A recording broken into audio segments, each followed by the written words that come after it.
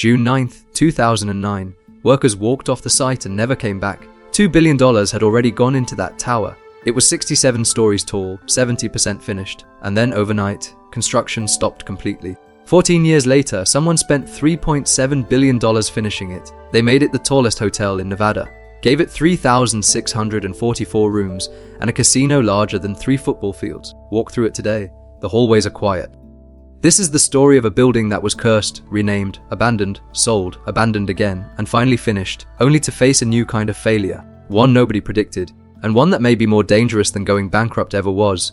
In 2005, the Las Vegas Strip was on fire. The Wynn had just opened. Wall Street money was flowing into hospitality at a pace the industry had never seen. Every major developer looked at the north end of the Strip and saw the same thing, room to build. Jeffrey Soffer saw it too. Soffer ran Turnberry Associates, a Miami luxury real estate firm. His family owned the iconic Fontainebleau Hotel on Miami Beach, one of the most storied resort properties in American history. The place where Rat Pack legends performed, where presidents vacationed, where luxury was written in neon and ocean air. He wanted to bring that name to Las Vegas. In 2005, Soffer announced a $2.9 billion mega resort on the northern strip. 67 stories high, the tallest hotel in Nevada, a cobalt blue glass tower visible from anywhere on the strip. Opening date 2009. Construction broke ground in February 2007. By November 2008, the tower had been topped off. 67 floors of blue glass rose above the Encore next door. From the street, it looked almost ready to open. But inside the American economy, something had already started to crack. The 2008 financial crisis arrived like a freight train. Banks that had committed $800 million in construction financing pulled back. Soffer was left holding a half-finished skyscraper with no path to completion and no backup financing. On June 9, 2009, Fontainebleau Las Vegas filed for Chapter 11 bankruptcy. $2 billion spent, 70% complete. Cranes frozen, construction workers gone. That 67-story tower, built to be the future crown of the Las Vegas Strip, became the most visible monument to the Great Recession anywhere in America. It would sit empty for years. For 7 years, the building just stood there. Drivers on the Strip passed it every single day. It sat directly adjacent to the Encore. You could see it from 3 miles away. Cobalt blue, enormous, impossible to ignore, and completely still. The Las Vegas Fire Department used it to run emergency rescue simulations. Firefighters staged drills through the empty floors, practiced navigating dark, high-rise corridors trained for real emergencies inside a real building with nobody in it. Cables dangled from unfinished ceilings. Unopened fixture boxes lined the walls. Scaffolding stood exactly where it had been the day work stopped. The building was preserved like a photograph of the exact moment everything collapsed. In February 2010, billionaire investor Carl Icahn purchased the entire property out of bankruptcy court. He paid $150 million. Let that land. $2 billion built it. Icahn bought it for $150 million. He was not a hotel developer. He had no plans to finish or open the resort. He was a value investor who understood that land on the Las Vegas Strip never stays worthless permanently. For 7 years he held it. For 7 years the tower stood empty. Then, in August 2017, he sold it for $600 million. Carl Icahn made $450 million in profit on a building he never turned on a single light in. Steve Witkoff was a New York real estate developer with a reputation for rescuing distressed properties. He had never built a casino hotel before. He paid $600 million for the empty shell of one. In February 2018, Witkoff announced the project would be rebranded. The Fontainebleau name was retired. The new name was the Drew Las Vegas. Drew was the name of his son. Andrew Witkoff died on August 14, 2011 from an accidental drug overdose. He was just 22 years old.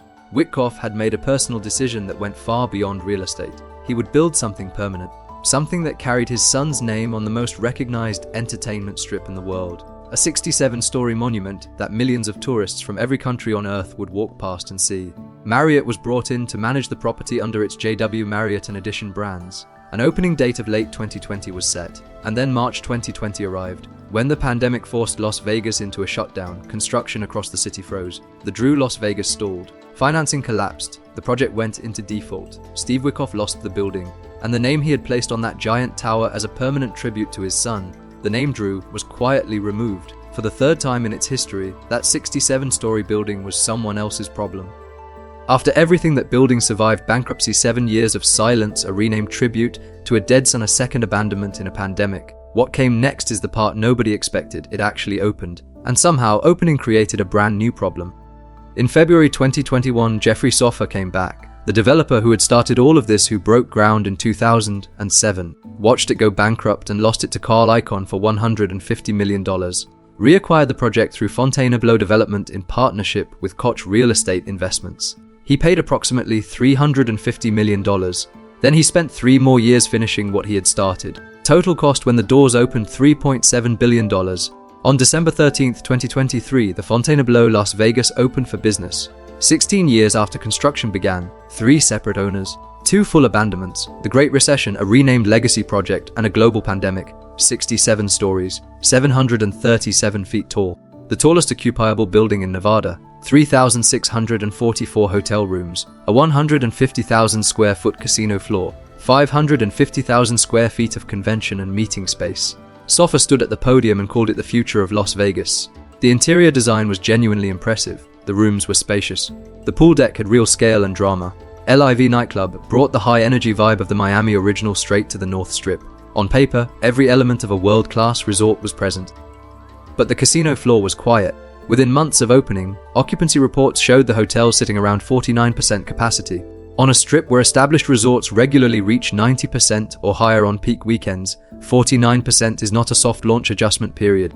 It is a warning sign. Then something happened that is almost unheard of for a freshly opened resort. In January 2024, just weeks after the grand opening, executive departures began. The chief operating officer resigned. The chief marketing officer departed. The chief financial officer left. The chief technology officer was gone. 4 C-suite executives. In the first few months after opening, that level of executive turnover does not happen when things are going well.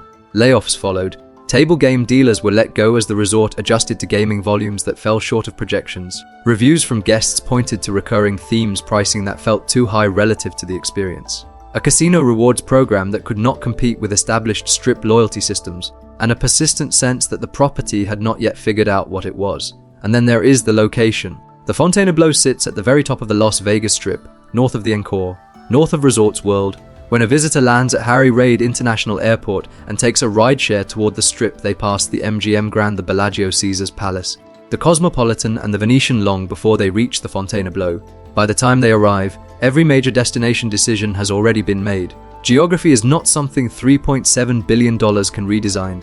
The honest question, the one nobody in the industry wants to say clearly, is whether a $3.7 billion hotel at the wrong end of the Strip can survive long enough to build the loyal guest base it needs. The Las Vegas market has never been more competitive. The Sphere opened. Resorts World is chasing the exact same North Strip visitor.